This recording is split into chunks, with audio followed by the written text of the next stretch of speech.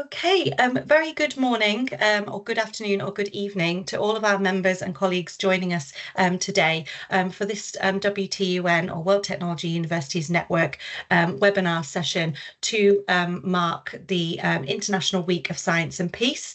Today's session is entitled Science and Technology in the Service of Peace, and will be hosted by Dr. Collins, Imoh, Assistant Professor from the Department of Peace Studies and International Development at the University of Bradford.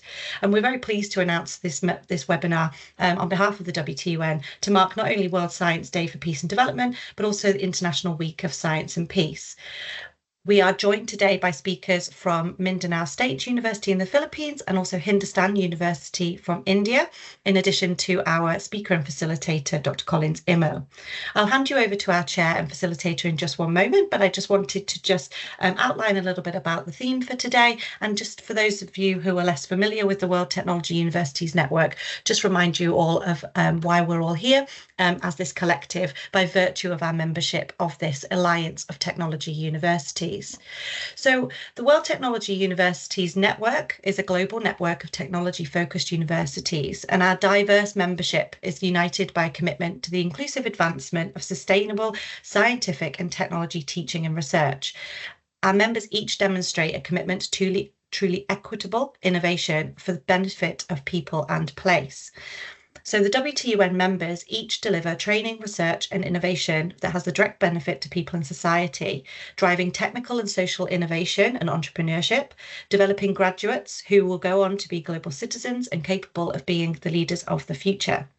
Working closely with both local, national and international government, industry and other organisations, the WTUN and its members promotes interdisciplinary cooperation for a demonstrable impact for all. Today's session, as I said, is to mark World Science Day for Peace and Development and Science and Technology Week.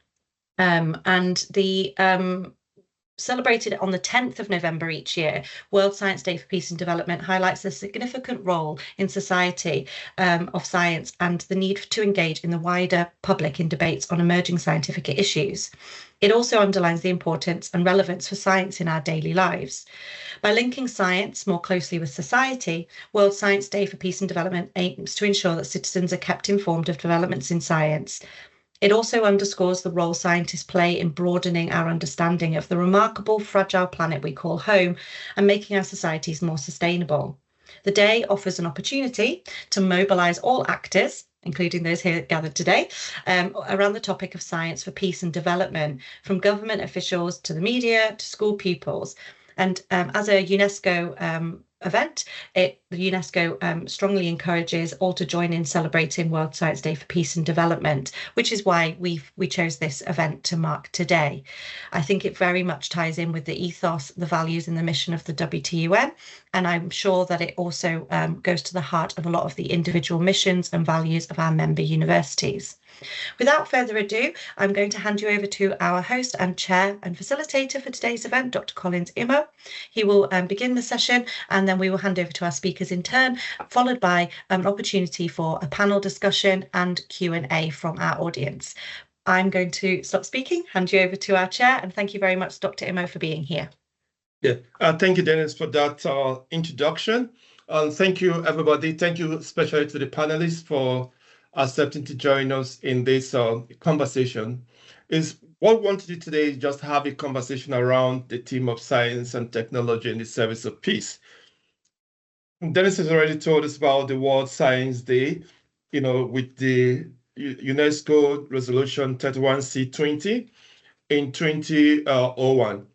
But you need to cast your mind back that this did not start just in 2001. The United Nations has always been concerned about the application of science and technology, with implication for international security and disarmament. On 7th of December 1988, that is 3 years before the declaration, there was a first resolution 43/77A. It was passed. The resolution highlights that what's the implication of the advancement of science and technology with respect to international security and disarmament. and it compelled the United Nations Secretary General every year to do what? To publish a report. And the report is about science and technology, what are the implications? So every year, the Secretary General of the United Nations publishes a report. Does this tell us? It tells us that globally, this is a serious issue. It's an issue of concern. How can science and technology be used, for implication, for international security and disarmament? The report for 2024, I was just looking at the report for 2024. It highlighted 7 key areas. One is artificial intelligence and autonomy. It talks about uncrewed systems. It talks about digital technology. It talked about biology and chemistry. It talked about space and aerospace technology. It talked about electromagnetic technologies and material technologies.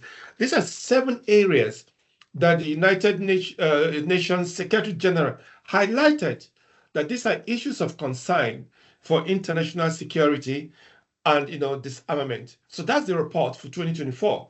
We're not going through the report today, but it sets the scene for what we want to discuss today, which is how can science and technology be a catalyst for development, for peace? We have illustrious panelists who are going to do justice to that. My role is just to set the scene in terms of have a conversation, set it so that the panelists can touch on it. So science can be a catalyst for peace. Just a few weeks ago, on 21st of October 2024, the Security Council convened a briefing, and the theme of the briefing was anticipating the impact of scientific development on international peace and security. This was under the agenda of maintenance of international peace and security. This was on 21st of October. And the concept notes, as there is the rotational presidency. Switzerland was holding the rotational presidency for the Security Council. And the note said that scientific and technology development has affected peace and security throughout history. And emphasis, we should continue to do whatever possible to have peace. The agenda suggests that the Security Council should be aware of current scientific development and anticipate their future impact on international peace and security in order to develop appropriate responses. So why the United Nations and its agencies are looking at international security? We are looking at how can we use this development, for peace. We live in a world that is filled with a lot of needs. Human needs, there's a lot we need. Science and technology should serve to advance human development, to advance the concept of peace. If the humans must continue to survive and flourish, then we need to deploy science and technology to play its part. Science and technology is needed to do what? To eradicate disease, poverty, hunger, and help to achieve the SDGs. However, as we can see, we live in a world that's filled with crisis. There's conflict, there's violence, there's war all over the place. The Scotland International Peace Research Institute, in their publication in 2022, stated that the number of state-based conflicts have doubled. And the implication of this doubling of state-based conflict, means that there are a lot of deaths. And these deaths are based on the instrument of war. How can we respond to this conflict? Is there a role for science and technology to promote peace? Currently, we're witnessing the vast devastation happening in the Middle East, in Ukraine, in Sudan. What can science do? How can science be a tool to promote peace? How can science help, to advance peace and development? Our panelists are going to do a lot of justice to that. So it's not my role to talk about it, but the panelists will do a lot about that. Just a few weeks ago, 2024, There was a recent publication by Macada Lopez and Atala. They talked about science and technology as a framework for peace. They were propounding that science and technology can be used to advance peace. Again, we have heard about peace tech. Peace tech seems to be, some new field coming up in peace building. And Lopez, in SLR 2024, using multiple sources, defined peace tech as the use of science and technology to prevent, mitigate, or resolve violence and conflict, and to promote peace. It emphasizes the importance of avoiding the dual use of technology, where innovation could be exploited for harmful purposes rather than peaceful application. Peace tech encompasses research, development, and application of STEM to support strategies against violence. So, like we'll hear a lot, in this webinar about the dry use. What do we mean about dry use? We'll talk about technology that can be used for both peaceful and for destructive means. But Lopez and Allow, in their publication, is saying, look, we should avoid the dry use of technology. In essence, technology should be channeled for good. It should be channeled towards, eradicating poverty, towards human development. Now we'll talk about peace. How do we look at peace? There are various definitions of peace, but I'm very comfortable with looking at, Contain, Gartung, John Contain, he died recently, just a few months ago. He used to be one of the pioneers in peace research. He conceptualized peace, as looking at peace as both negative peace and positive peace. So when you talked about positive peace and negative peace, what is he talking about? He argued that negative peace is a necessary precondition for positive peace, but it is not sufficient. So what do we mean when we talk about negative peace? So negative peace refers to the absence of war. It is a state of non-violence where physical violence is minimized or eradicated. In essence, where, on the surface, there seems to be some calm. Johan Gontain said, look, that is negative peace. That we need to strive for positive peace. And what did he say positive peace? He said positive peace encompasses a broader sense of peace, characterized by social justice, equity, and absence of structural violence. It involves addressing the root causes of conflict, such as poverty, inequality, and discrimination. This is very important. Why is this important? Because earlier I just mentioned that science should be able to do what? Eradicate poverty, eradicate hunger. And Gontain is telling us that positive peace means eradicating, the structural inequalities that give rise to the direct violence. Again, within his comprehensive definition of peace and violence, he categorized violence into 3 categories, which are interconnected. He talked about direct violence, structural violence, and cultural violence. Direct violence is the most visible form of violence because it involves physical harm. When you see 2 persons fighting, nobody tells you violence is going on. So the the direct violence manifests in different ways. When you see a terrorist attack, that's direct violence. When you see war, when you see domestic abuse, these are domestic violence. These are direct violence. But what gives rise to direct violence? He said there are 2. One is structural violence and cultural violence. What do we mean by structural violence? Within, contain a definition or illustration. The direct violence is what we see. So when you look at an iceberg, you see the iceberg, on the sea or the ocean. That you look at that as a metaphor for the direct violence. But beneath, that's where you have the structural and the cultural violence that do what? That give rise to the physical violence we see. So structural violence is a type of violence embedded in social, economic, and political system. When you have an economic system that prevents people from achieving their aim, from being what they want to be, that is structural violence. When you have a social system that discriminates and have a caste system that prevent people from achieving their potential, that is structural violence. When you have a political system that prevent people from participating, that is a structural violence.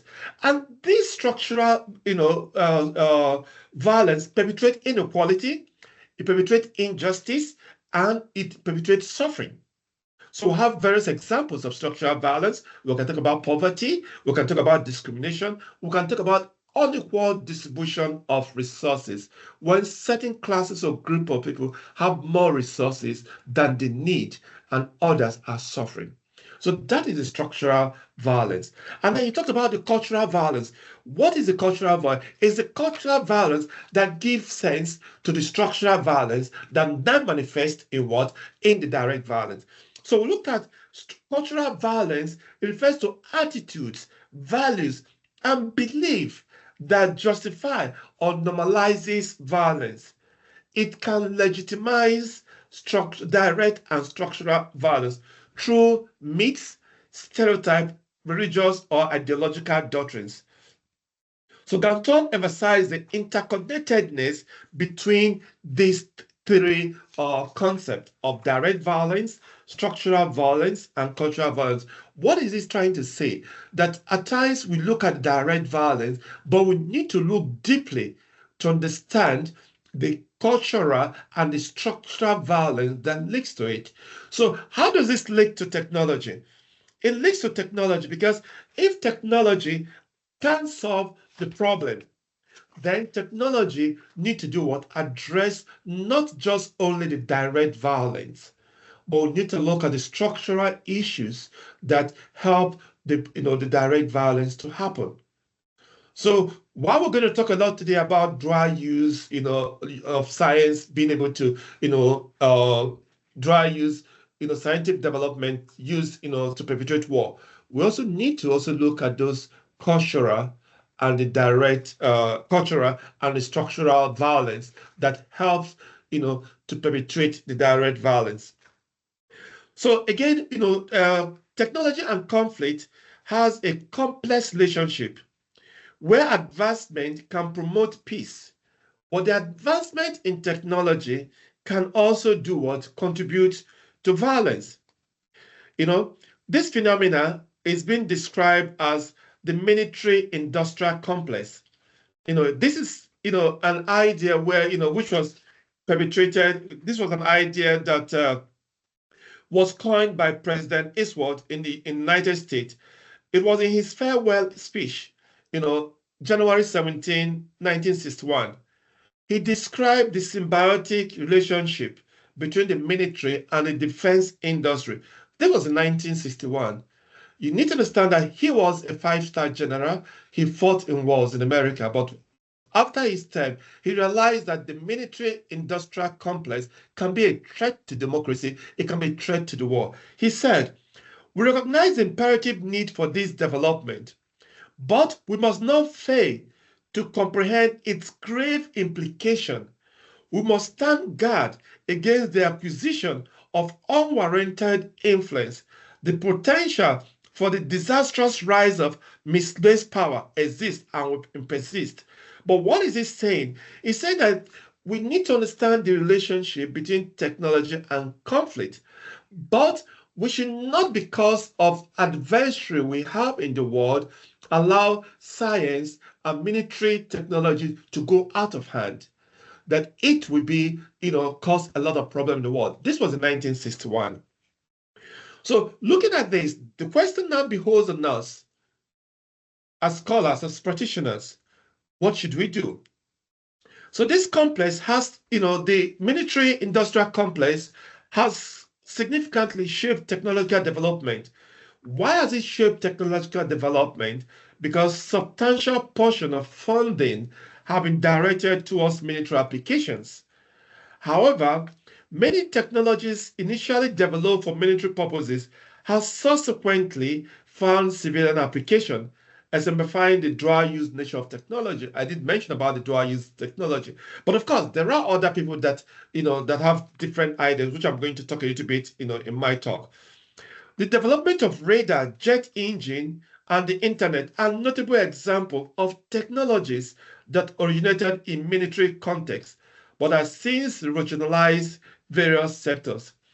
These advancements have contributed to significant societal progress, improving transportation, communication, and scientific research. Nevertheless, the potential for technology to be used for destructive purposes remains a pressing concern. For instance, the development of autonomous weapon systems raises serious ethical questions about the future of warfare and the role of the human decision making. Again, I just described about the dual use, but there are other scholars who argued that look, it's not we shouldn't say because there is that the military developed technologies has also ended wars. They argued that the enormous resources that have been deployed into military industrial complex could have been used to develop human, eradicate hunger, and eradicate poverty, and achieve development. In this article in 2013, Technology of War and Peace, David Edson challenges the common notion that military spending drives technological innovation because there's a lot of funds in military. So the idea was from those funds, we can have dual use. But he argues, and this highlights the views of Sir Henry Taser and Sir William Steiner, who argues that while war can stimulate development in certain fields, it often hinders progress in others. Sir Henry stated in 2013, it's a mistake to suppose that science advances rapidly in a war. Certain branches of science may receive a special stimulus, but on the whole, the advance of knowledge is slow. He argued that much as, during war, there is emphasis on technology, that the level of resources channeled to it is resources that could have been deployed to positive other developmental role. Sir William in 1956, challenged this notion also. Sir William stated, though war stimulated advances, it does so only in restricted fields. In other fields, advance is brought almost to a halt, not merely for the duration, but long afterwards.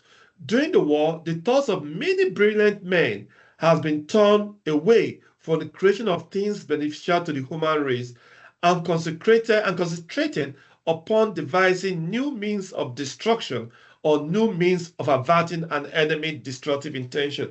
What is Sir William saying? That look, while we are talking about dual use technology, the development of those technology actually restricted the development of more positive, technology that will advance, human civilization, human needs. So coming down now, how do we go from here?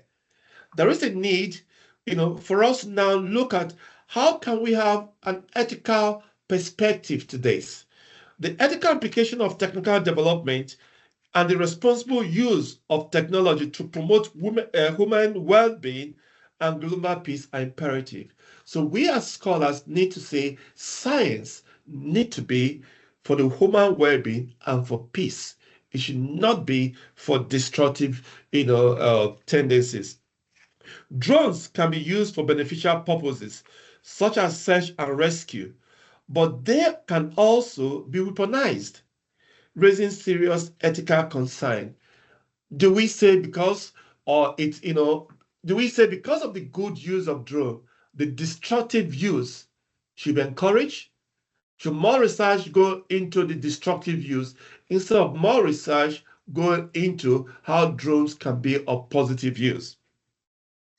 Again, look, a greater responsibility should be in developing and deploying technology that is needed to prioritize human values, avoid unintended consequences.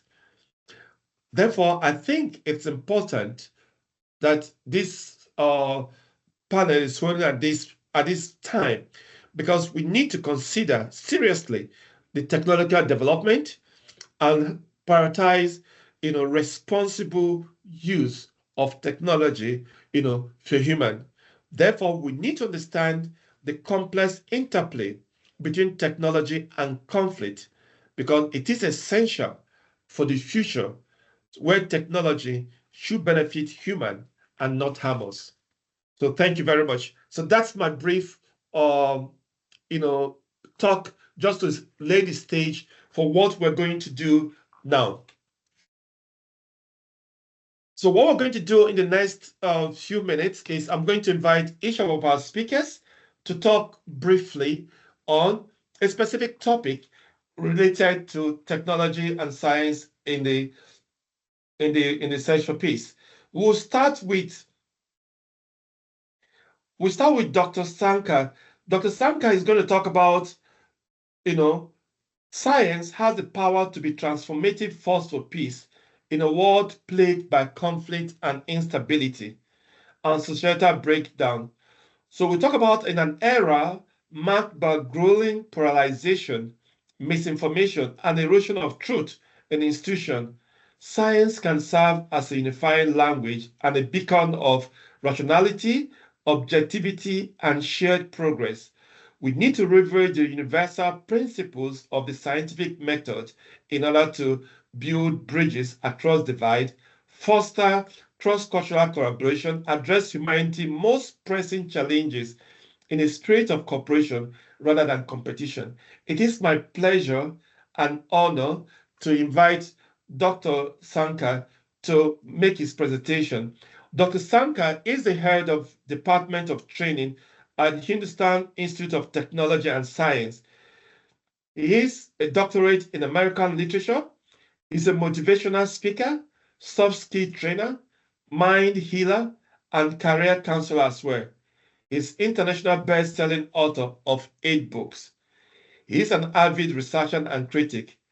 He has more than 20 years experience. So I invite Dr. He has more than 20, I think this is important. He has more than 20 years experience with the Indian Air Force. So he has been in the military, and here we're talking to us today about, peace. So it's my pleasure and honor to invite Dr. Shankar to address us. Dr. Shankar, please. Thank you so much, Dr. Imoh. If I'm audible, please confirm. Okay, thank you so much. So I'm really honored to be the part of this panel discussion on the topic how science and technology can be used for the service of peace. Because I have been the part of Defense Research and Development Organization, I know better. I have a very close relation with science and technology, and also I have close relation with war and peace. So first of all, I would like to thank the entire panel, the organizer, Dr. Imoh, Dr. Dennis, for this invitation and giving me the opportunity to talk on this platform. So if we talk about the modern world, science and technology shape every aspect of our lives. But science is not a monolithic force. We can think of it as divided into 2 different realms. One is the science of nature, another is the artificial science. And both of them plays a unique role in serving the humanity. Both has the profound impact on peace, but in a different ways. So I'll be giving my thought, one as the science of nature and was the science of artificial science. When we talk about the science of nature, we are yet to explore the whole nature. Also, we are booming in science and technology, but we are unable to explore the nature to the fullest. When we are understanding the nature using the science, that gives exactly the positive peace, as Dr. was talking about the positive and the negative peace. So science of nature gives the positive peace. encompassing the study of natural process, ecosystem, fundamental laws. These are all the governing forces of life. So the science of nature serves peace inherently by deepening our connection to the world around us and providing solutions that align with harmony and balance. The more we traces the nature, the better outcome it gives. One powerful example is environmental science. Through the study of ecosystem and conserving the efforts, we learn how to preserve the biodiversity, how to restore habitats and combat climate change. When we understand nature's rhythm and cycle, we find solutions that helps us prevent resource conflicts, maintain food security, and protect communities from climate-related disasters. Can you imagine the difference when a clean water is available for all of us, or when natural disaster risks are reduced because we have invested in understanding the environment? This knowledge directly prevents potential sources of conflict and promotes a peaceful world. The peace is there when we are focused on the science of nature. I'll give you another example of agricultural science, particularly sustainable farming techniques that is leading us to a better health. Currently, we are living in the era of pesticides, fertilizers, where we are losing the nutrients and the minerals and the vitamins. So when we rely on natural methods, crop rotation, organic fertilizers, soil health practice, we reduce our dependence on harmful chemicals and pesticides and foster a healthier planet. This is how the science lies. So by prioritizing the natural approaches, we ensure stable food supplies, reduce waste, and allow communities to thrive without disrupting ecological balance. In turn, these measures create a pure stability and prevent scarcity-driven tension. So I can say that science of nature does not seek to dominate. It seeks to germinate, coexist. And through this branch of science, we become stewards of the earth, sharing resources wisely, understanding the consequences of action, and working together for a sustainable future. But on the other side, if we talk about artificial science, let me explain what is artificial science.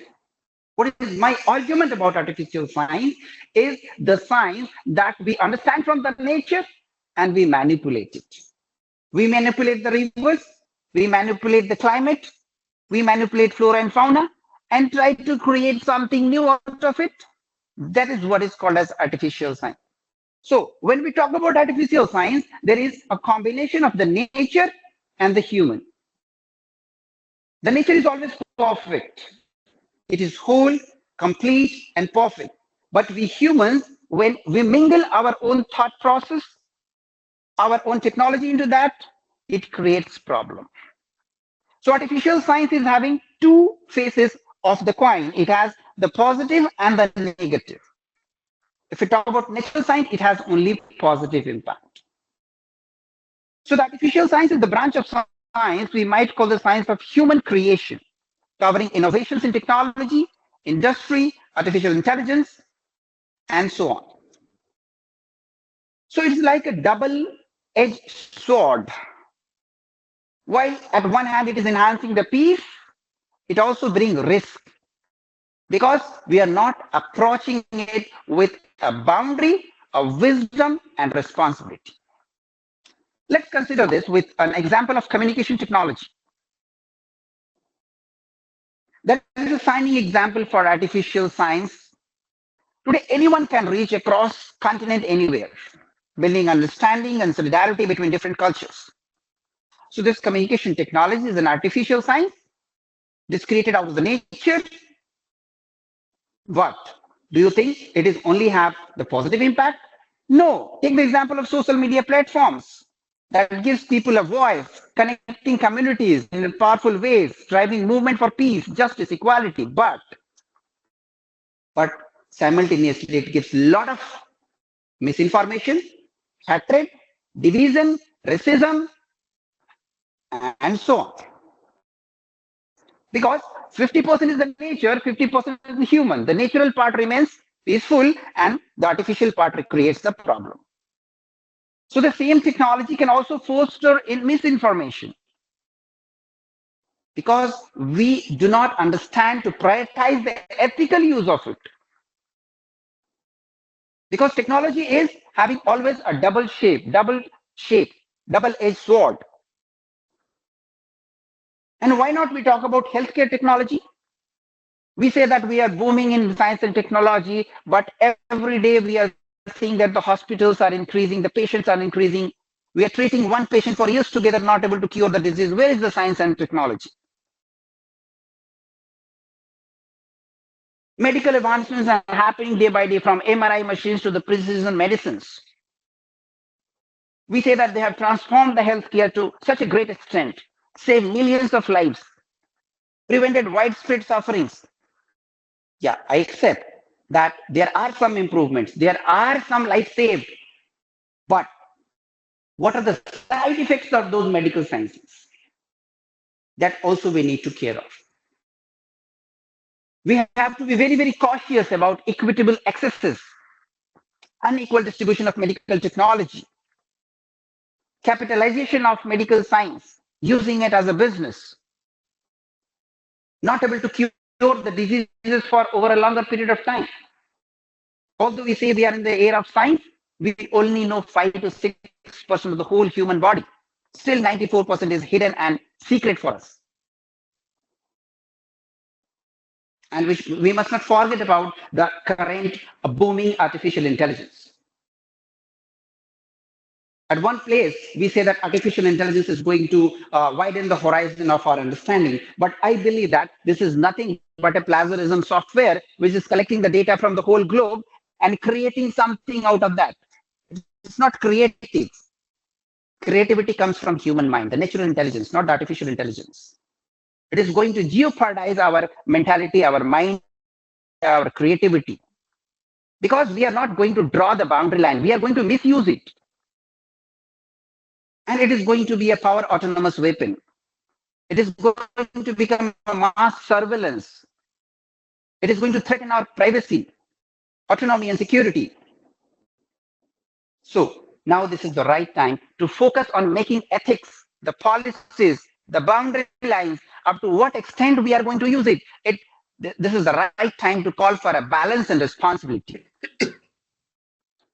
So I'd just like to summarize with a few of the points that what are those boundary lines where we are going to balance the use of such artificial science, take some responsibility, and also the global collaboration. We need to recognize that artificial science should complement, not overpower. It should only complement, not overpower, the natural science, the natural world. There should be sustainable technology, renewable energy, eco-friendly practices that should demonstrate how we can use in an innovative way, in line with the nature, not against the nature. If we talk about responsibility, it is essential for each one of us to set ethical boundaries, very strict boundaries for the development and use of technology. Policies, regulations, and guidelines should be strictly implemented that artificial science promotes only equality, justice, and transparency. And further, I can say the global collaboration. Science for peace requires global cooperation. That's why we are all sitting from different countries together here. We must share advancement equitably, breaking down the barriers so that every nation benefits and no community is left behind. Because we all are interconnected in this globalized world, and peace is achieved in one part of the globe, strengthen peace for all. So ladies and gentlemen, science and technology hold immense power, but their role in achieving the peace depends on how we will them, how we nurture them. When we nurture the science of nature, we maintain balance, peace, stability, respectfulness, relationship, and our planet will flourish. But if we focus on the artificial science responsibly with harness, boundary, ethics, then it brings us very closer to promote understanding and cooperation of the nature. So let's move forward with the vision of science that is going to be in the service of peace. Let us frame some boundaries, ethical boundaries, committed to advancing not just the progress, but harmony, not for India or not for one country, but for the whole humanity. Together, let us harness the wonders of both nature and technology to build a world where peace is not just a dream, but a lived reality for generations to come. Yeah, thank you. That's it from my end. Thank you very much, Dr. Shankar, for that awesome presentation, where you talked about the power, science as a power, as a transformative power that can be used for peace. We're going to come back later on, in the panel discussion to dwell a lot about some of the highlights in which you did state.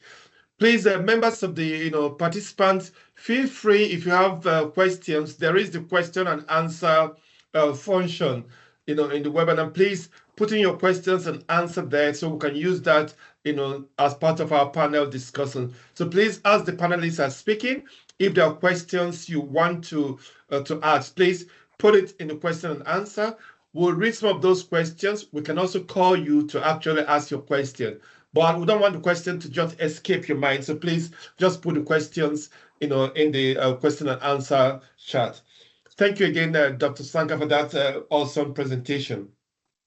So it's my honor to invite Professor Salma to make her presentation.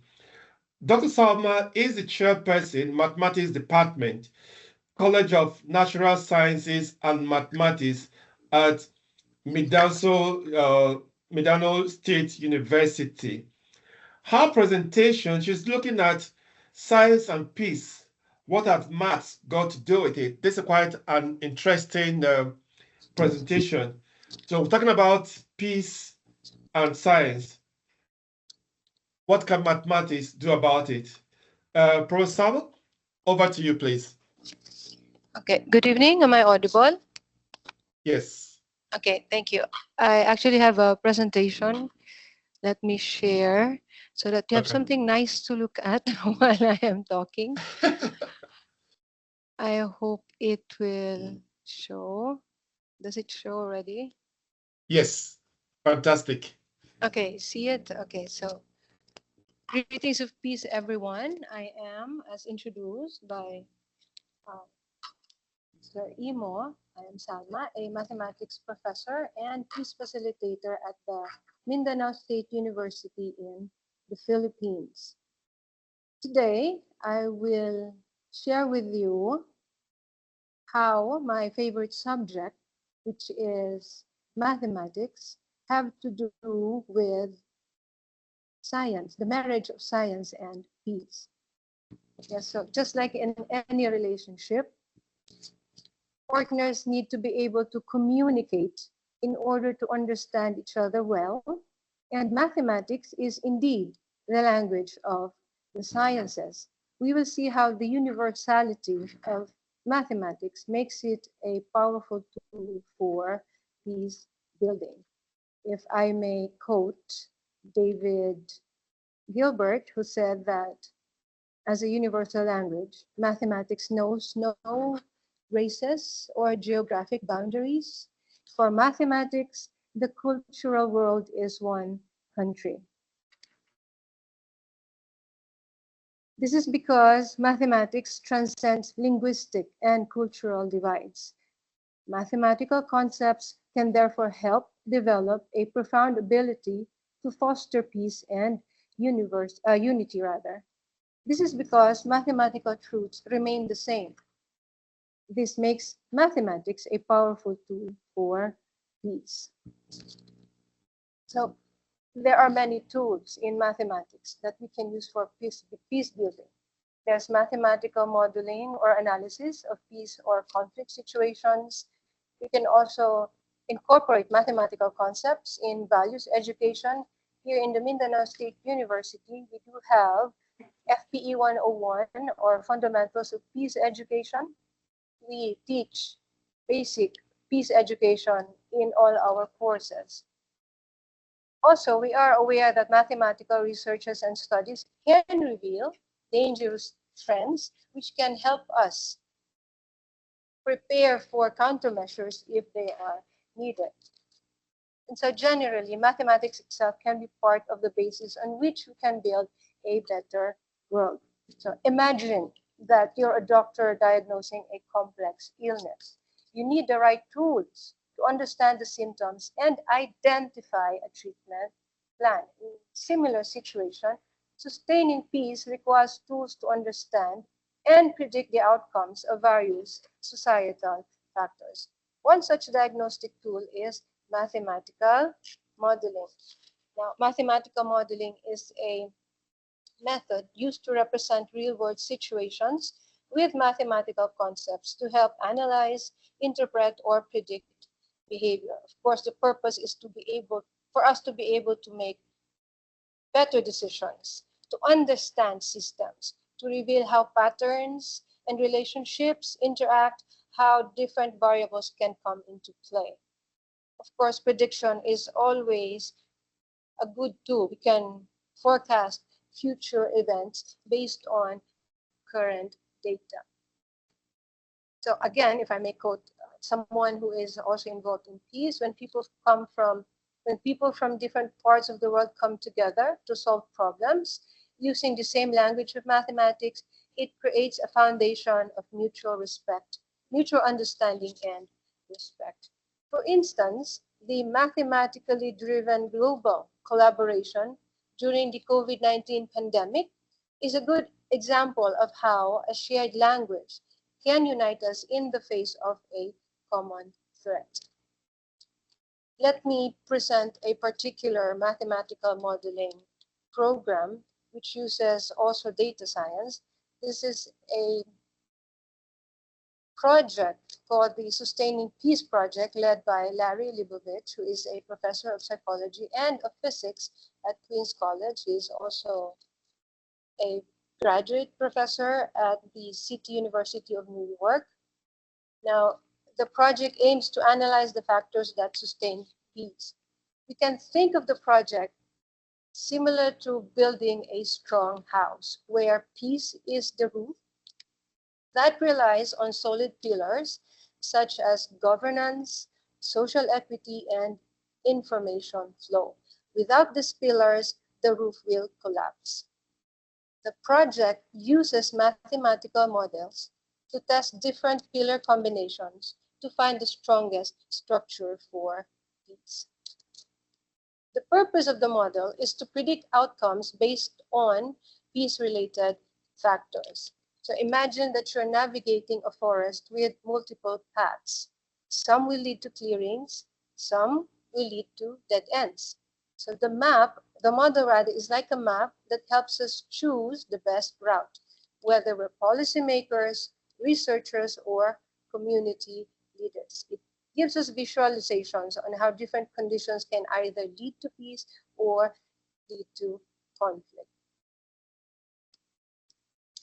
Now, in the model, users respond to a series of questions about a community by plugging in quantitative values for different factors that are considered to be important to sustaining peace. Now, these key factors include governance quality, information flow, and social equity. We can picture a garden in our minds where good governance is the soil, information flow is the water, and social equity is the sunlight. All of these factors are necessary for peace, where peace is the blooming flower. If one factor is missing, the flower will wilt. If we change the amount of one of the factors, the flower will grow rather differently. It may grow slowly, it may grow fast, but every factor will have an effect of the growth of the flower. So how does the model work? It is like a flight simulator for peace building. Users can input different scenarios, like changing, as I said a while ago, the amount of one of the factors, say governance, or improving communication, and then we can see the results. It lets us test what-if situations without experiencing real-world consequences, and this will help us make better informed decisions. So what are the benefits of the model? One is that it offers insightful visualization by simplifying complex social interactions. It gives us policy support by allowing us to form decisions based on forecasts. And then, of course, there's the value for education, where we can have more research. We can even develop the model. So, for example, policymakers can see how improving governance might reduce conflict, just like a coach analyzing game footage to adjust a team's strategy for winning. It simplifies complex interactions and helps focus on effective solutions. And although this model is powerful, it is not perfect. It's like using a weather forecast, which can be accurate but not infallible. As I said also a while ago, it is something that we can improve on because it will change. The project will change depending on the community that we want to use it on. Some interactions are poorly understood, but the results may be different because the data may be different for different communities. So the outcomes will really vary depending on the context. It is a tool that we can use, but it is not a crystal ball. It cannot predict the future with 100% accuracy. But there are key takeaways. One of which is that there are multiple pathways to peace. There is no one-size-fits-all solution. Again, context matters. What may work for a small town may not work for a city, but this model somehow will help us navigate the complexities, offering a compass to guide our peace-building efforts. So, in conclusion, as a tool for understanding peace, a mathematical model can act as a bridge between data and decision making. It may not guarantee peace, but will provide valuable insights.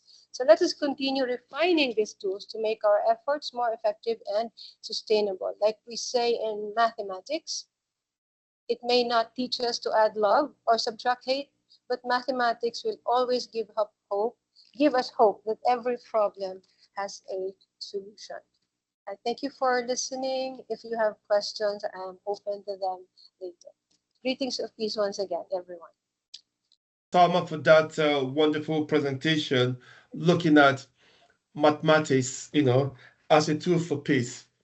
At times we look at mathematics, we look at science, and we say, look, can a discipline involve in science and, involving in STEM?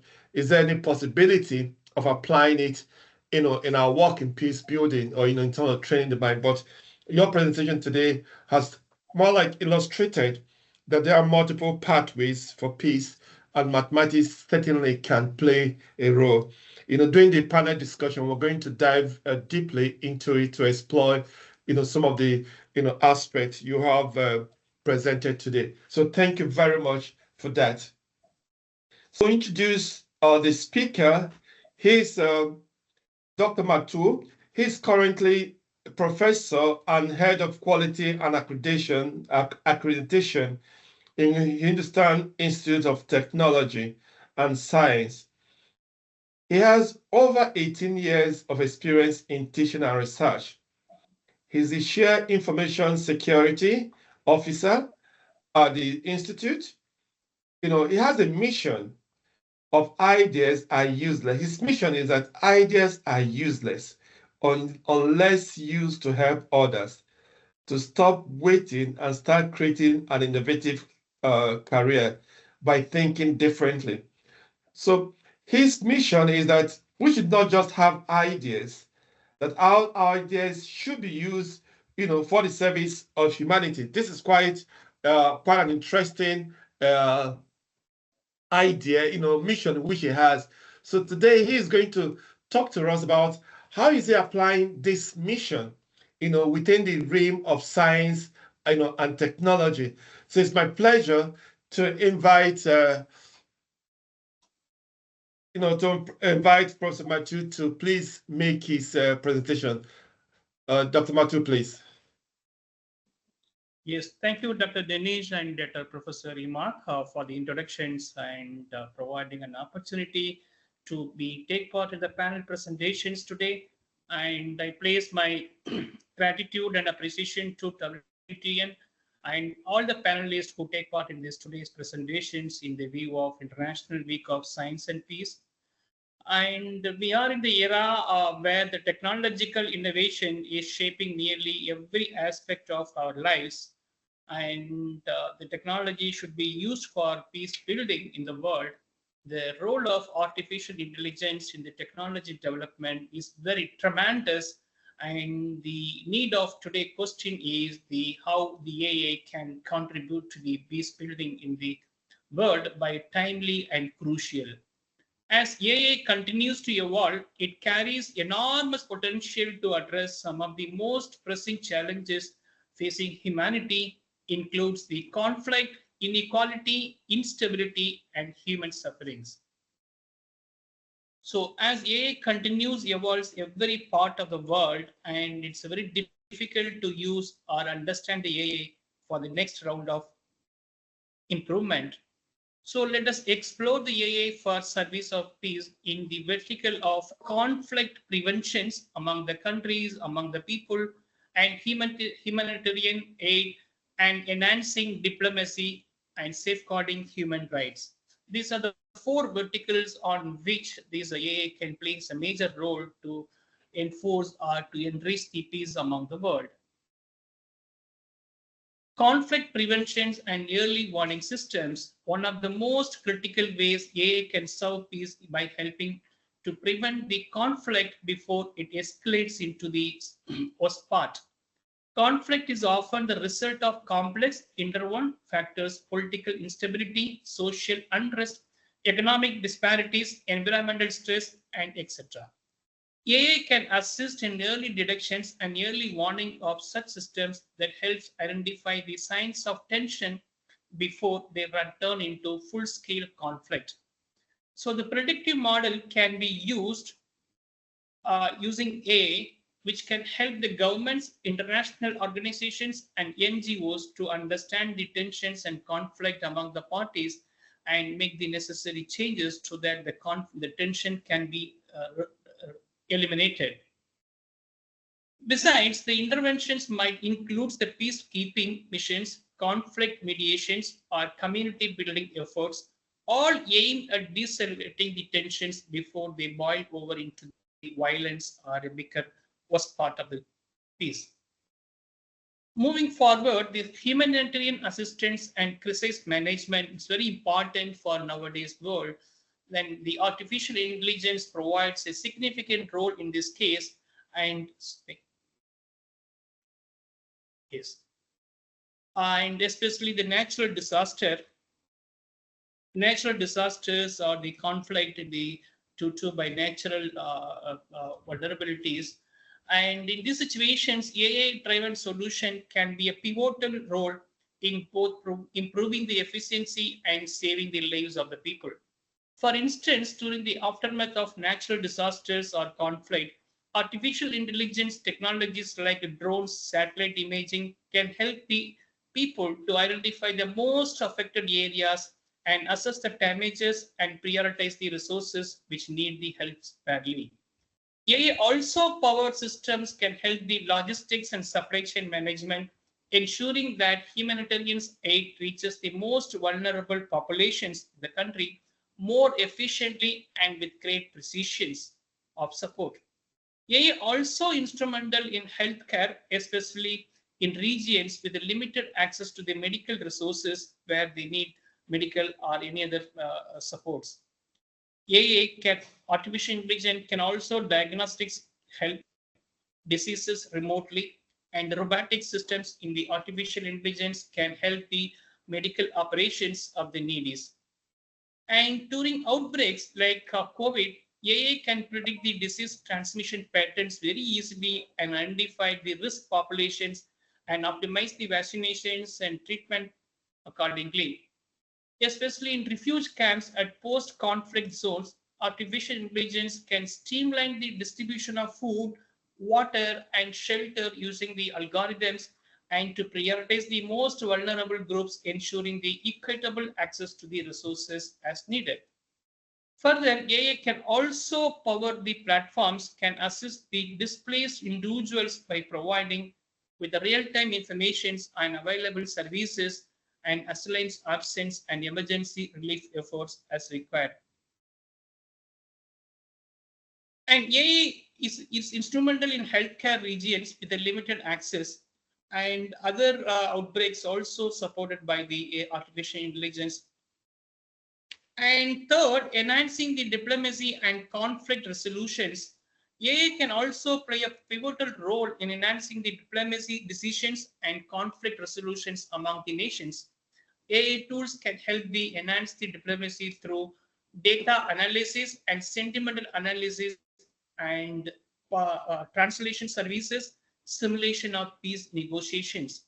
These three things were difficult in the previous decade, but due to the presence of artificial intelligence, nowadays it is easy, or it's a fraction of a second to understand the pattern of the country, to predict or to take a decisions to remove the conflict among them. And in peace building, AI tools can also help to promote the dialogue by identifying the common ground between the opposing groups and facilitating the mediation part, building trust through transparent communication channels, track the progress of peace agreements, and monitoring complaints. That's very important, because the tracking of progress of these arrangements is very important in the today's world. And the fourth one, safeguarding the human rights and security. AI can be used to monitor, detect, and prevent human rights violations, providing a safeguard against the atrocities of monitoring human rights abuses, legal and forensic tools, protection from digital threats. The last but most important is ethical considerations and challenges. Artificial intelligence holds the great promise in the service of peace. It also presents significant ethical challenges, which includes the prevent conflict or improve humanitarian effort, can also be misused to suppress dissent, violate privacy, or even cyber warfare. Ensure the following is very important to consider: the ethical considerations and challenges for using artificial intelligence includes the transparency, bias, and fairness, security, and global cooperations. And the AI is imparting our daily lives, includes the smartphones, security surveillance, social media, navigations, e-commerce, banking, and autonomous vehicle, and smart homes. So the AI can provide a very peaceful life if we use it in the way of positive values, as rightly our chairman said in the beginning. And as Elon Musk quoted, artificial intelligence is far more dangerous than the nuclear weapons. We have to handle it in a proper way to increase or enrich the peace in the world. And the challenge is not just to develop the artificial intelligence that is powerful, but to develop artificial intelligence that is wise, powerful, ethical, and peaceful. So a technology that serves humanity in its higher aspirations is a real technology. Okay, thank you. All right. Thank you, Professor Muthu, for that presentation, looking at AI role in the service of peace. I think that's quite very challenging. Thank you for, that, talking, looking at this very complex, challenging topic, within 10 minutes is quite a big challenge, and you did a very good job. Thank you very much. Because the role of AI in service of peace is quite complex. There's a whole lot of discussion about the ethical use of AI, the development, the deployment. We're going to look at that a little bit, in our conversation. So I thank our panelists for a good, very good job. Professor Salma, Professor Muthu, Professor So we've done the boring ones, which is hearing from, the panelists. They're very good. But now this is the exciting part of it, where we're not going to have a conversation. We're going to discuss certain issues, and we want it to be as participatory as possible. So members of the, listening to us, please, if you have any question, you can raise your hands. We can call you, or you can use the question and answer function to ask your question. This is the time where we've listened to the speakers, the panelists. Now is the time to ask questions. So I'll start the question. This is for all the panelists to respond. Now we look at science can be a tool for connectivity.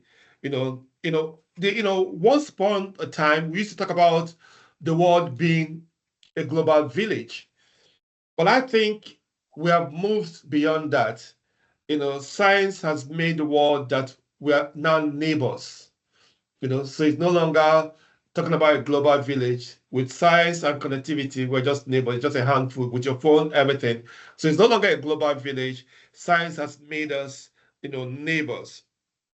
So now the question is that how can we use this science that has connected the world, that we're all neighbors? How can we use that in the promotion of peace? So anybody can start first. I would like the panelists to respond to that. How can science, which is a tool for connectivity, how can that be used, in the promotion of peace? We'll start with that question. Thanks. Okay, Professor Shankar, please. Yeah, thank you. That's a really wonderful question, a wise question. When we talk about peace, don't you think that peace is the opposite of violence? And these binary oppositions are always existing in this universe. When there is a sadness, there is a happiness. When there is a love, there is a hatred. There is a peace, there is a violence. And if one is existing, other cannot be removed. So here, if we talk about removal of the violence, is not possible. We are going to use the science to minimize, and rather we can say manage the violence. Removal is not the key, because we only understand peace when there is a violence. We have seen the world wars, the first and the second. Because of that, we know what is the requirement of peace. So we have to use the science and technology just to minimize the violence to the minimum standard. Otherwise, there is no violence. Think for a hypothetical situation. When there is no violence in this universe, how the world look like? How many people will lose the job? No military, no army, no air force, no paramilitary forces. Everybody will lose the job. Exactly like as AI has come, many jobs are laid off. So there is a balance. This universe itself is fully complete, whole. So violence has to be there. Violence is a part and parcel of the universe. We cannot remove the violence. Once it is removed, there is a destruction of the universe. We have to think of minimizing the violence to the standard where we can live together with peace and harmony. That's it, sir. Thank you so much. Thank you, Dr. Shankar, for that presentation. I don't know if Dr. Mathu or Professor Salma want to have a brief comment about looking at the issue of connectivity. How can we deploy science, to promote peace? Yes, Imoh, this removal of violence, it should be our ultimate aim of getting this world is most useful. But in fact, that is very optimistic and that never is going to be achieved. But the modern technologies includes the artificial intelligence into the technology. Now, all the technologies are in line with an artificial intelligence. Or artificial intelligence creates a new vertical for technology advancements. So that is to be enforced by an ethical way of acting, so that the peace can be brought back to the world and the violence can be minimized. So that's an opportunity, because the artificial intelligence is not corrupted as of now. And the enforcement of artificial intelligence is nothing but growing a new child. When the new child is growth by positive way of getting growth, then probably the artificial intelligence can bring a lot of changes in the violence, and that can be reduced with the world, and the world can see the peaceful livelihoods in the everyday life. All right. Thank you, Dr. Shankar, for that. Professor Salma, you want to contribute to the discussion?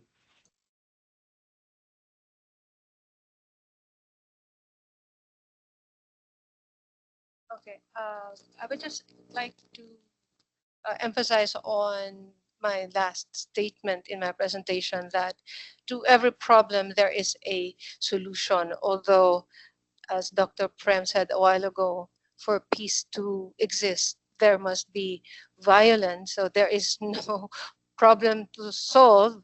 We will not need solutions if there is no problem to solve. But, you know, in the research world, I have noticed even in international conferences, even from coming from countries where there is no peaceful relationship, when people come together to work for a common problem, peace is achieved when we agree to solve the problem that is for the good of everyone. So I am hopeful that science can be used, although there are disadvantages to what is being developed now. Like many people are afraid of AI. I have friends who are tellers at banks and they're afraid that they will lose their jobs because of AI. In fact, many of my students now use AI to submit their requirements, and it's making students lazy because they have all these tools to use. So it's being responsible. It's being responsible people. And I think that's what I want to say at this point, that if we all agree to use the tools that we have for the betterment of everyone, then we can all achieve a solution and have sustainable peace for everyone. Good evening once again. Yeah, thank you, Professor Salma, for that contribution. I think that's there is a whole lot of discussion on AI. We're going to have that. Probably we might just go straight to the question on AI because Dr. Muthu talked a lot about AI in the service of peace. AI has been quite in the news, especially with respect to the deployment, the development.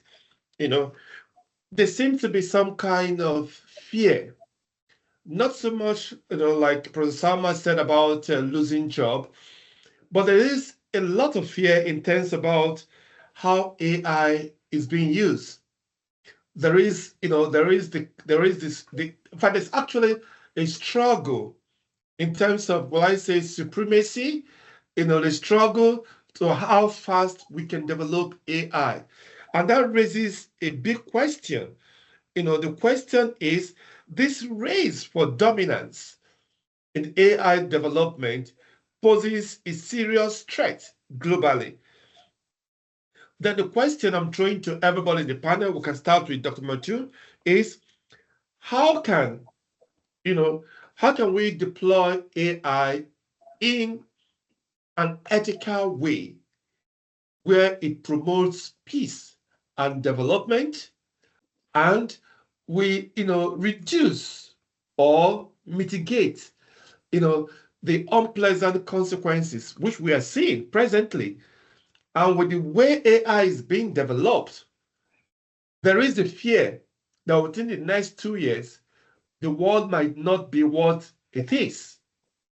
Just like like Elon Musk said, AI can be more dangerous than the nuclear, weapons, nuclear nukes. There is that fear.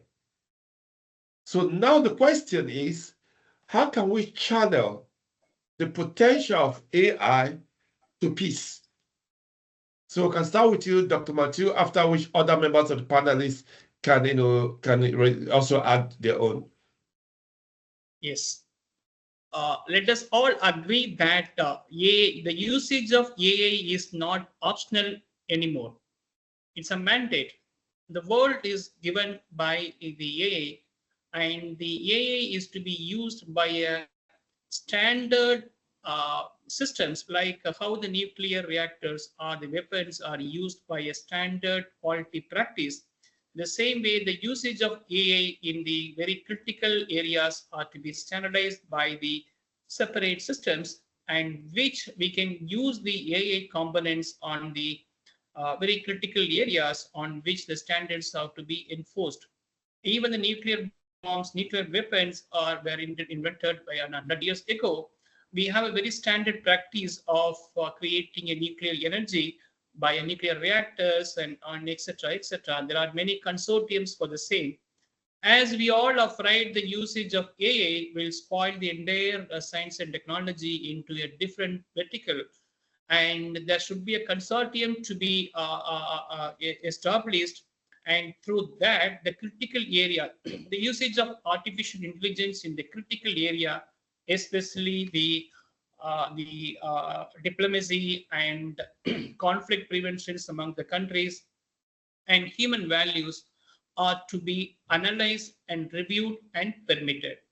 Apart from that, the other challenges of AI in the general public that can be allowed, and the AI itself can learn the ethical practice, and AI can block itself when the practice goes beyond our control or something negatively.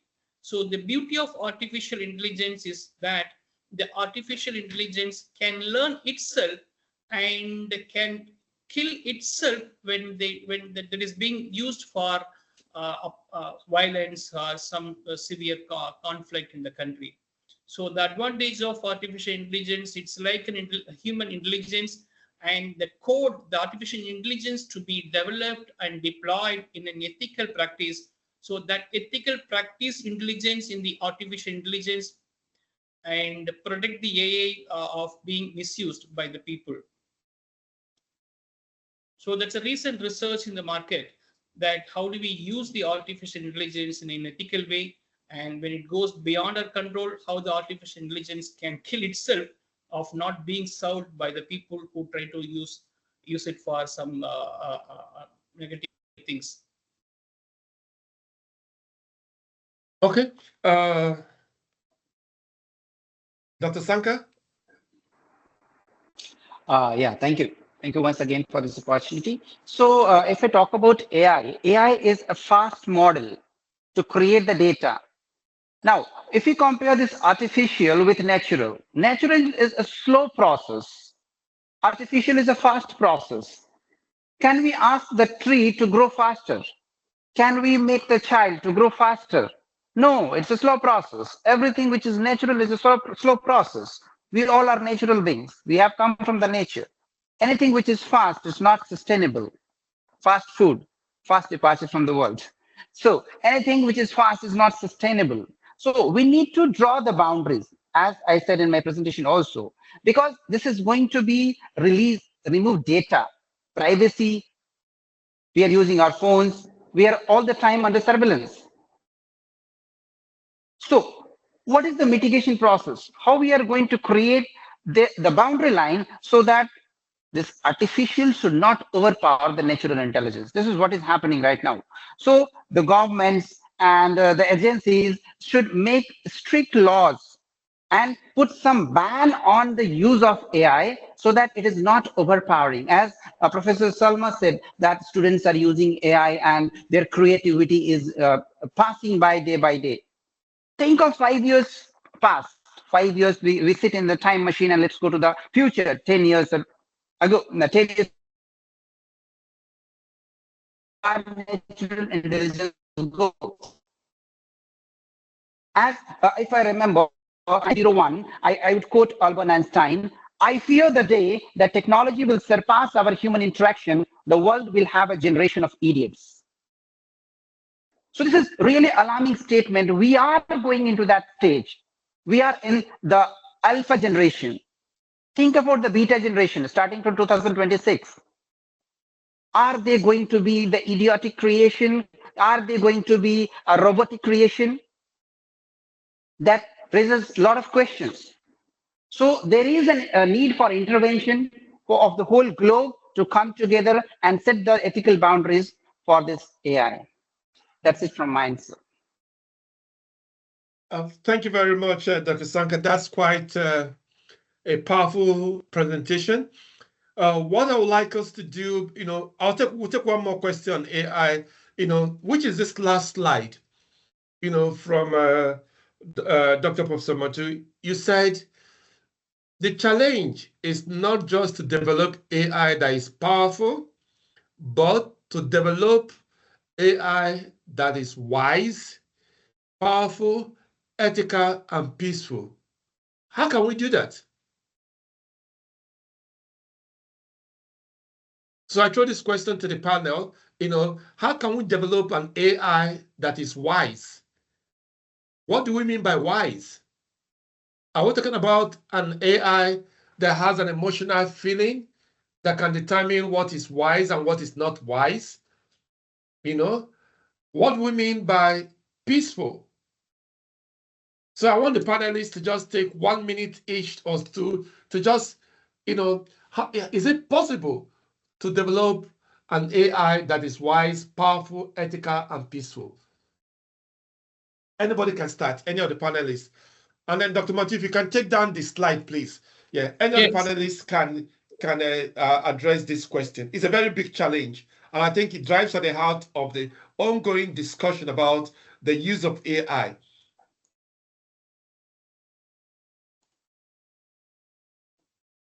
Thank you once again. Yeah, please go ahead. Thank you.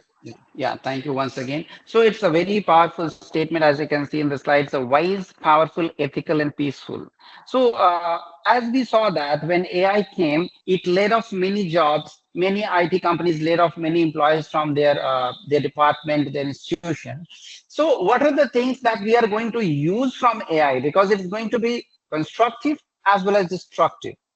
So if you are talking about the constructive approach, it can be used in educational purpose to train the students, to create new projects, which takes a lot of time. It can create job rather than removing the job.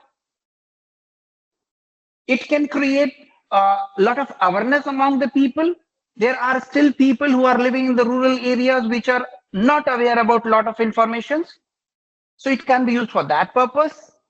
It can be used for safeguarding the social media, the advertising agencies. It can be used for only for the protection purpose, not the destruction purpose. That's my point. Thank you. All right. Thank you. We have some questions from the audience. We'll take one question from the audience and then we'll come back again. There is this question from Meba Agni. How can AI be leveraged to prevent conflict and foster global peace? How can we use AI to prevent conflict and foster global peace? If anybody, the panelists can answer that, how AI can be used to prevent conflict and foster global peace. That's it. That's an interesting one.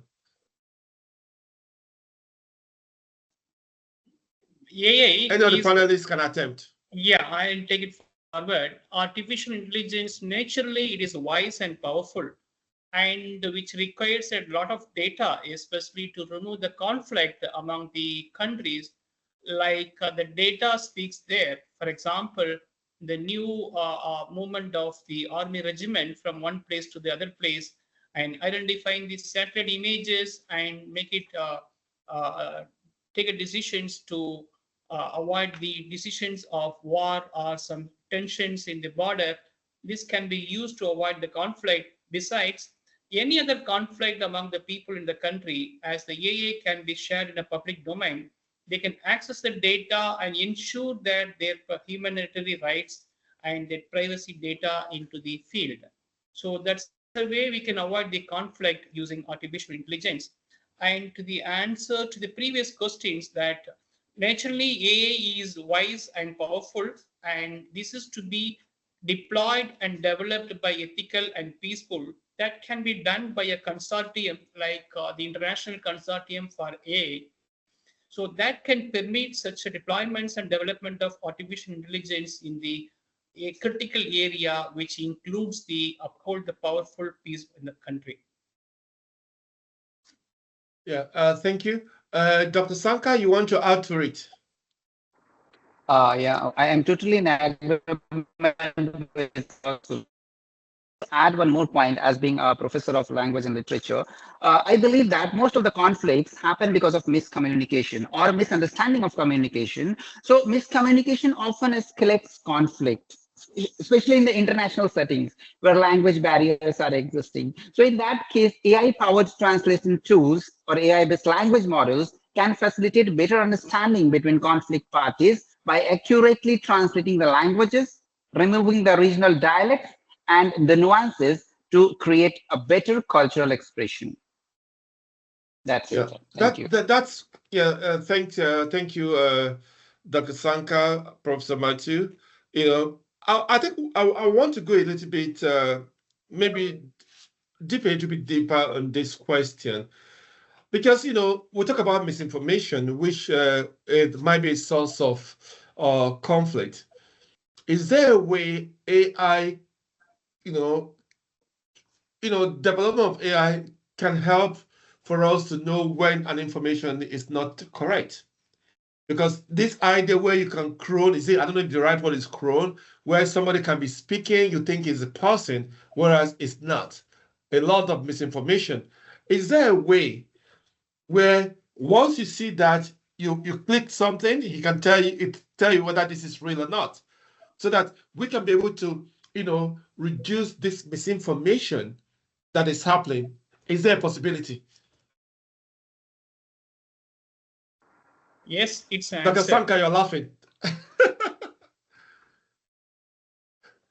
Yeah, Dr. Matthew, or Yes, Dr. Professor Salma, and the three of you, just for 1 minute. Professor Salma, please. Okay, if I may, gentlemen, the challenge is that AI has the power to cause both good and harm. And that is the worry. I think my other.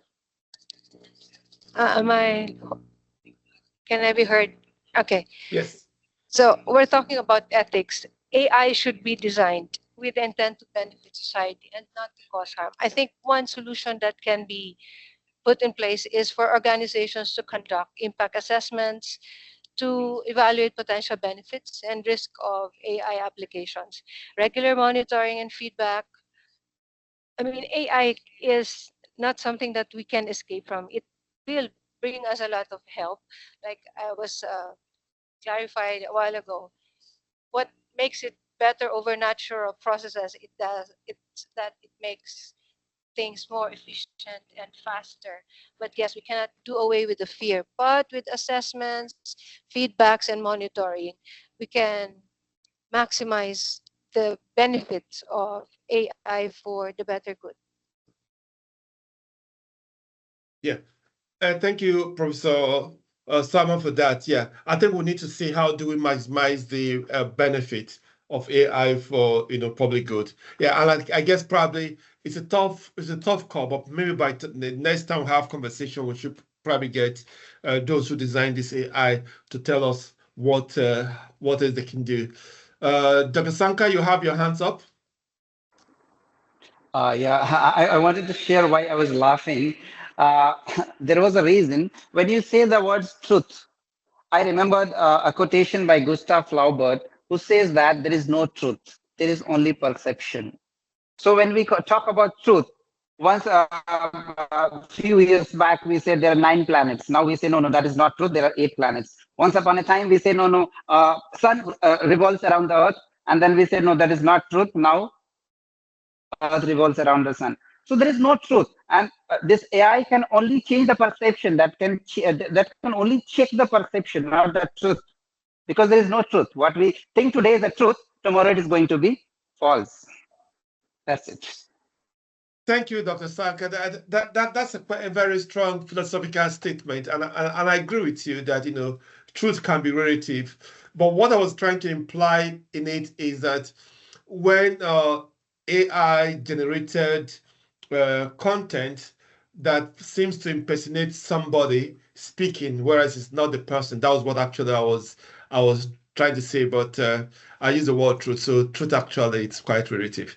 So thank you very much for that.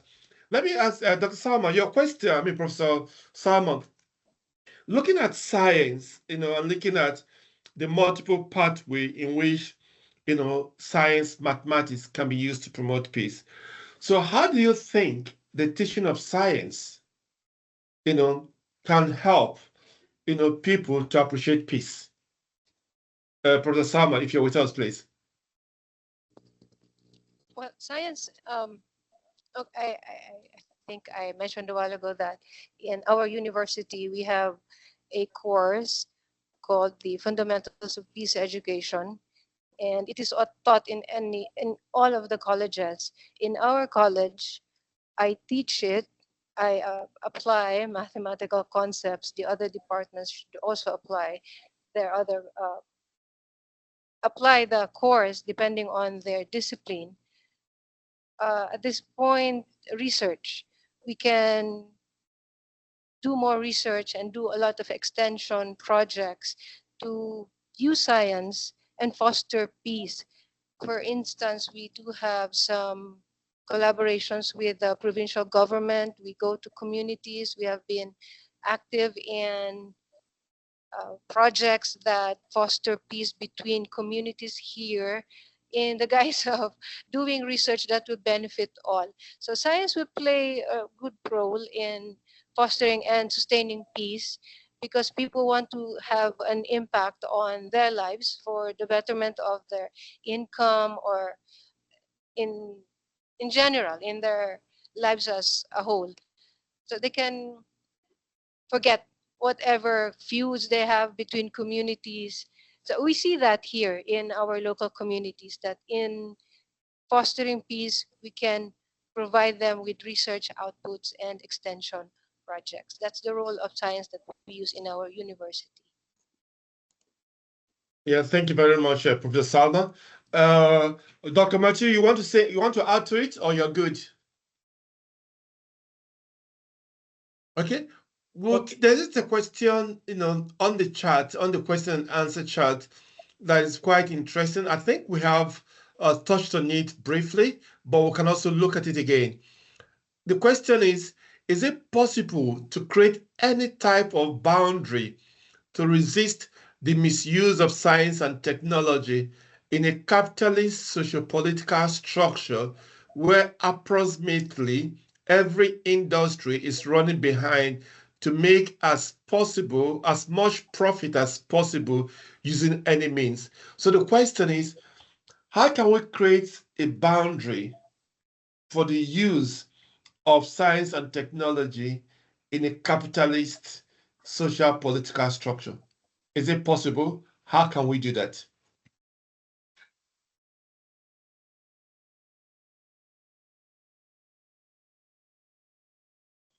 So, Dr. Matthew, you want to respond to that? On fact, on agreement is that it is not possible to develop or deploy a boundary for science and technology to be misused, but we can minimize the misuse of science and technology, and hence over a period of time we can minimize the misuse of science and technology and ensure the peace in the country. But on a binary answer, it is not possible to create a boundary for science and technology. Hence, we can minimize it over a period of time.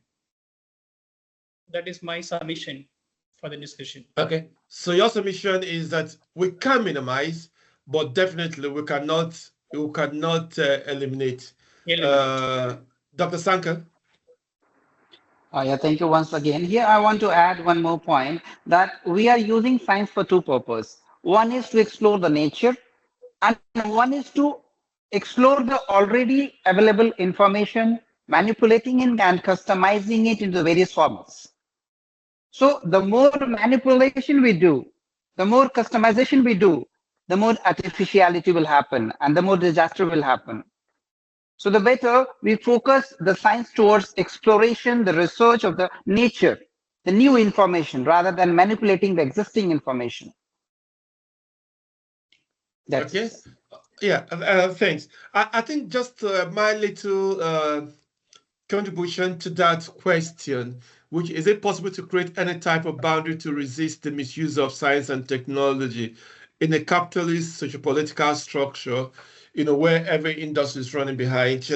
The whole concept of the capitalist world is about profit. And, about profit, about market-driven, standards, where market drives what happens. So my perception in terms of how if we can create boundary, yes. Within the last 1 year, there's been a lot of discussion in terms of creating boundaries, but nobody knows what the boundary will be.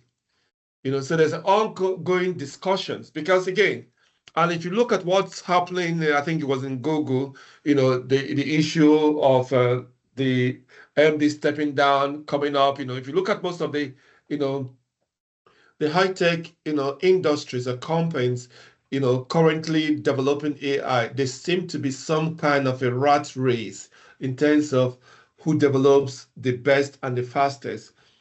And the whole issue of ethics, it's almost being shoved by the side because everybody realized that we are about getting to that threshold.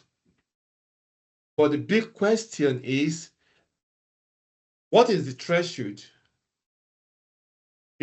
So we need to ask ourselves, is the world coming together to draw a red line? This is a red line. This is a threshold in which development should be. No. All we're having is a lot of conversation around it. Everybody's realizing something might go wrong, something might go wrong. But I don't think people have sat down to say, this is where we need to be. This is where we should not. Because like you said, it's a capitalist-driven world where innovation should drive, technology should be to the service of mankind. But there is a damn part of it. And that is where, stakeholders need to come together, and say, you know what, there is a limit to what we can do so that we don't destroy ourselves. Science and technology should be to service of peace and development, but we need to be very careful in terms of how we deploy it, how we research it, how we innovate. We shouldn't, remove creativity, but we should also be a little bit careful. I think that's my response to that. So we'll take the last question, which is for everybody. Dr. Shankar, you still have your hands up. You want to say something? I wanted to add a few points what you said, that we are going to make boundary lines in the science, use of science, use of AI globally, because we all are running like a rat race, and we don't want to impose any restriction on the boundary line, because if we restrict something, somebody else is moving ahead. We don't want that. We also want to be in that race. So it is only possible when the whole globe comes together and decide what are those boundary lines that we are going to draw together. That's it. Thank you, Dr. Shankar. That is the stage we are in the AI industry at the moment, because while a group is looking at the ethical principles, another group is not interested. And it's about innovation, it's about profit. So if one group is saying, because of our ethical standard, we want to stop, and the other group is not stopping, then you're out of business. So that's why the world need to come together and decide, is there a red line that should not be crossed?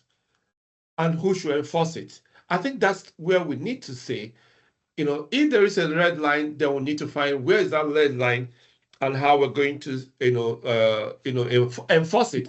Because it's not just putting things out, it's about being able to enforce it. So the last question, which we're going to discuss before we end, this webinar is about science and peace.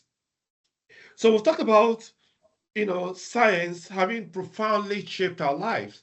Our life is no longer the same. Science dictates what we do.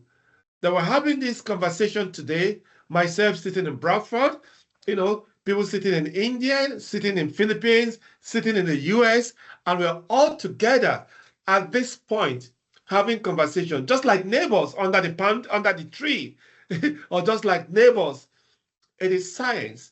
Science is changing our lives, But there is another side to it, which is the dual use of technology. So this technology that makes our life so fantastic can also be very destructive. It can also be used to kill us. It can also be used, to cause conflict. So the question which I want each of the panel to use about a minute or two to address is, how can we promote an ethical use of science and technology to promote sustainable development goals? So each of the panelists, you spend about a minute to address it as your closing statement. So that's your closing statement for the for the webinar. Simple, put this way: science is changing our lives, but this same science can be used for dual purposes, which can be destructive. What can we do to prevent, eliminate, reduce this destructive part and be able to promote the element that we can use to promote the sustainable development goals? So we can start with Professor Salma, please. Okay, if I may go ahead, gentlemen, ladies first, like they say. Yeah, As the please, triple, Professor Salma. yeah, thank you, Mr. Imoh. Well, the triple bottom line. I do teach SDGs in my peace education class because we have to have harmony with Mother Earth or she will be mad at us. And we are experiencing all this climate change, flood is everywhere. So people, planet, and profits. We can only educate so much. We can teach the children, we can reach communities and tell them what the impact of everything that is happening in the world is doing at present and what the impact will be in the long run for the future. We have to be conscious of our efforts that we do not destroy the planet. But like you said a while ago, in a rat race, everyone wants to be first, everyone wants to get the bigger share. Where do we draw the line? Where's the threshold? A while ago, I was in a meeting where they said for humanitarian reasons, we have to allow these things to be the last. But every semester, every year, we give in to this last request that are destructive. So I think we just have to appeal to the people, do more research, educate the people on what these things are doing. We do not have to fear if we understand the tools that are being presented to us now and use them for our maximum benefit. I guess as educators, that is the least that we can do. Educate everyone, do more research, and yeah, pray a lot. Like I said, in mathematics, we do have solutions, or we try to come up with solutions to all problems. As my ending statement, thank you for the opportunity for sharing in this wonderful seminar. Thank you, Professor Salma. I'll call on Dr. Professor Matthew to respond to that question and your closing remark. It's very simple. By understanding the human values and respect the other livelihoods in the world, the boundary can be derived. But the nations, the countries, and the world has its own regulations and guidelines and responsibilities to enforce it. So the country, the world, even though frame this guidelines, rules, consortiums, agreements, and etc., the boundary can be derived by a heart as together, and only by understanding and accepting the others' human values or others' values in the world, the boundary can be derived. Not by enforcing or bringing other technology, that cannot be happen. So it's a day on which each livelihood in the world to respect, to be respect other values in the world. Thank you, Professor Dr. Matthew.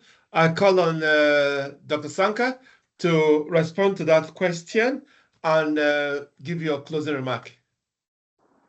Yeah, thank you once again. So I would like to bring here one very important point, that we need to understand the difference between illusion and reality. Sometimes we feel like science is creating comfort for us. Take the example of air conditioner or a car, water purifier. We feel like it is good for us. It is good, action is good, but not. It keeps away from us from the nature. Whatever we feel like it is comfortable, sometimes it is just illusion.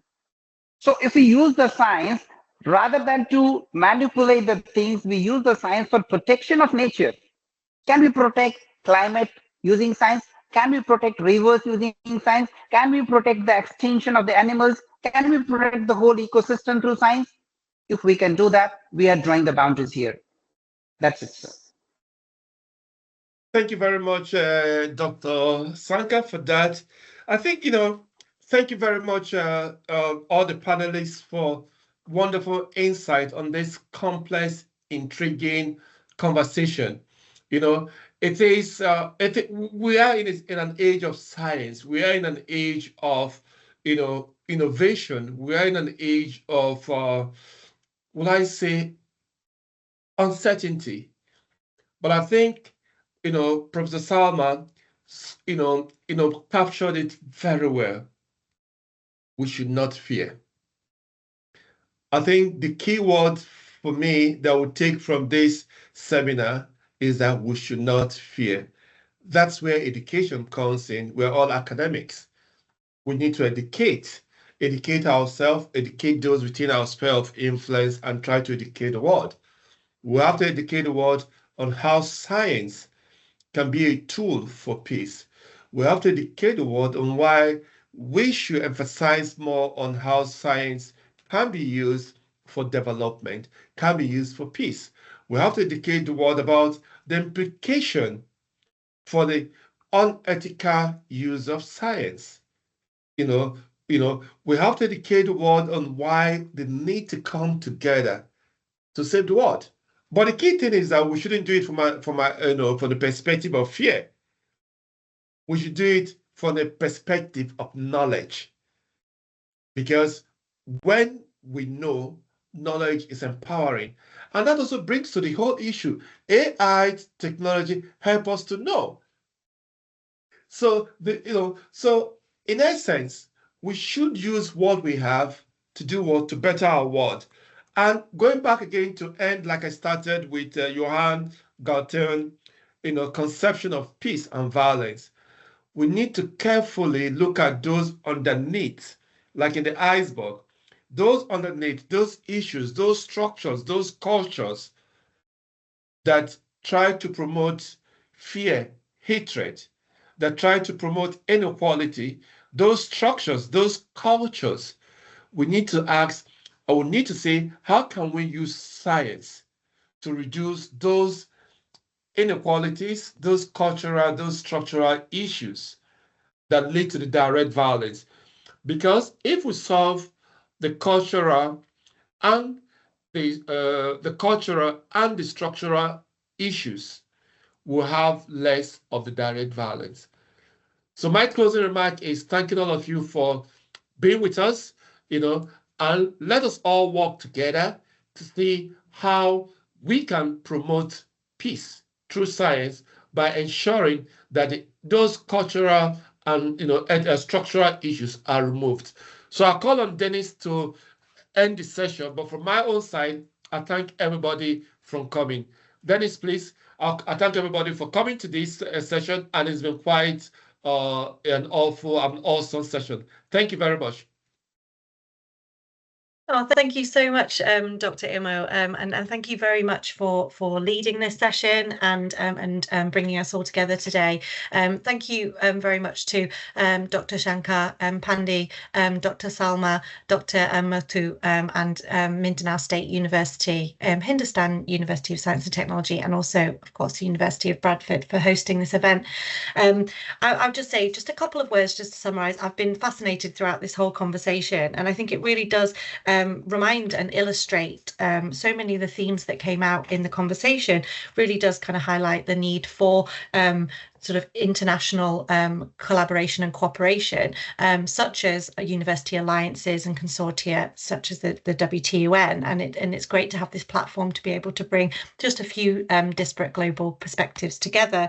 It was interesting also, given the broad theme, of science and technology in the pursuit of peace and in the service of peace, how quickly the conversation did turn to AI. Obviously, it's a very pertinent and current subject matter, and I think it's very telling that whatever discipline or background people have, that this is on the forefront of their minds, and the conversation around embedding ethics and the red lines into it was particularly interesting, and from my perspective just really did just hammer home the importance for, or just remind us all of the true interconnectivity that we all have across the world, and that we do not exist in silos, we do not exist in isolation, that our developments and innovations and pursuit for advancement has an impact, whether directly or indirectly, on all of us. So we rely on each other to be responsible and pursue these innovations in a responsible manner.